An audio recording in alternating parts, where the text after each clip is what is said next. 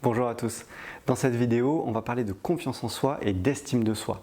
Alors, c'est deux notions qui sont assez proches, que l'on confond assez souvent, à tort, et qui sont vraiment pourtant très différentes. Donc, on va faire la comparaison sur beaucoup de points. Confiance en soi, confiance. Un petit moyen pour se rappeler la différence entre confiance en soi et estime de soi. Confiance en soi, ça commence par un C. Le C, c'est une consonne et ça rime, ça commence par la même lettre, compétence, d'accord? Confiance, compétence.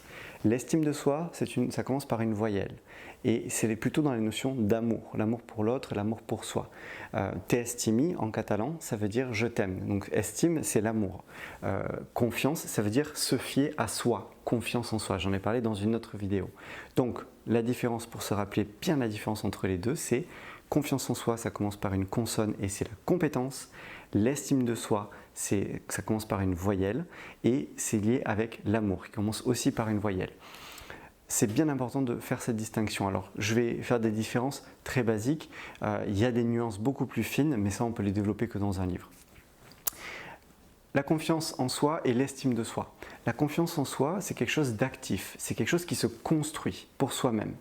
L'estime de soi, c'est quelque chose de passif, c'est quelque chose que les autres vont construire pour nous. Alors, qui va construire dans les deux cas?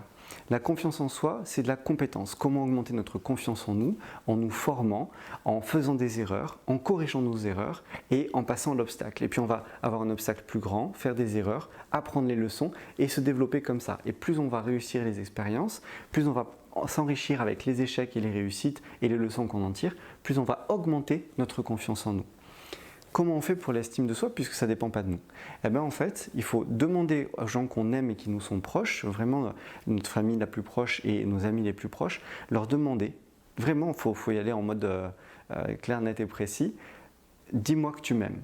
Montre-moi que tu m'aimes. Il y a plein de manières de le dire, il y a les mots, il y a les regards, il y a les gestes, les attentions, il y a plein de choses. Et vraiment, si on pouvait le lier à deux questions, l'estime de soi, ça serait mes proches, est-ce que vous m'aimez vraiment? Et à ce moment-là, ils vous répondront oui, on t'aime vraiment, on t'aime très fort pour ce que tu es et pas pour ce que tu fais. Et dans la confiance en soi, c'est qu'est-ce que je suis capable de faire par moi-même? Si on devait se raccrocher la confiance en soi à une question, c'est qu'est-ce que je suis capable de faire par moi-même? Qu'est-ce que je suis capable d'apprendre? Même si ça, je ne sais pas le faire, je sens que j'ai la compétence et les capacités pour apprendre et arriver à atteindre mon objectif. Donc c'est vraiment deux notions distinctes. La notion active de la confiance en soi à se construire pour soi-même, la notion passive d'estime de soi à faire construire par les autres autour de nous. La confiance en soi, c'est en lien aussi avec la notion de technique. Qu'est-ce que techniquement je suis capable de faire? L'estime de soi, on est beaucoup plus dans les sentiments. C'est est-ce que les proches, est-ce que les gens qui m'aiment, enfin que j'aime, est-ce qu'ils m'aiment réellement et profondément? Ça, c'est important de bien faire la distinction. La confiance en soi, on est sur quelque chose de plutôt rationnel, on est sur des arguments, des compétences, des choses qui peuvent se démontrer. L'estime de soi, on est sur des sentiments, on est plus sur des émotions, on est sur quelque chose qui ne se démontre pas, on ne démontre pas qu'on aime quelqu'un, on le lui montre, on le lui fait sentir. C'est presque indicible ces manières de montrer qu'on aime quelqu'un. Et pas que l'amour familial, ça peut être l'amour en couple, ça peut être l'amour des amis, des choses comme ça. La confiance en soi, ça se passe et ça se construit à travers notre propre regard. L'estime de soi, ça se construit et ça se passe à travers le regard des autres. La place des autres dans l'estime de soi est absolument gigantesque, c'est fondamental, c'est crucial. C'est les autres qui vont nous faire prendre conscience qu'on est aimé. La confiance en soi, c'est nous-mêmes qui allons prendre conscience qu'on est capable de réussir des choses. C'est important de bien faire la distinction entre ces deux plans, confiance en soi et estime de soi. En cas de déficit de confiance en soi ou d'estime de soi, il va se passer plein de choses.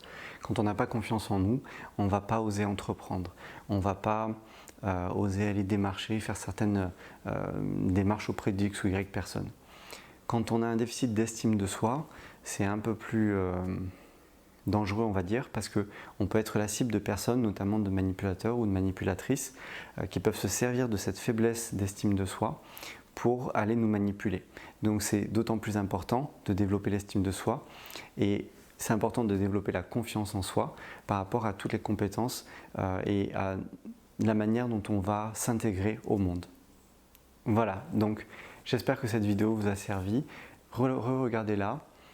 Comprenez bien la différence entre confiance en soi et estime de soi. On est sur deux notions qui sont vraiment très différentes, mais c'est important de faire la différence. Et je vous invite aussi à regarder la vidéo que j'ai fait également sur le complexe de Jéhovah et le complexe du ver de terre, et dans laquelle je répète beaucoup, parce que c'est fondamental, que vous êtes aimé pour ce que vous êtes et pas pour ce que vous faites.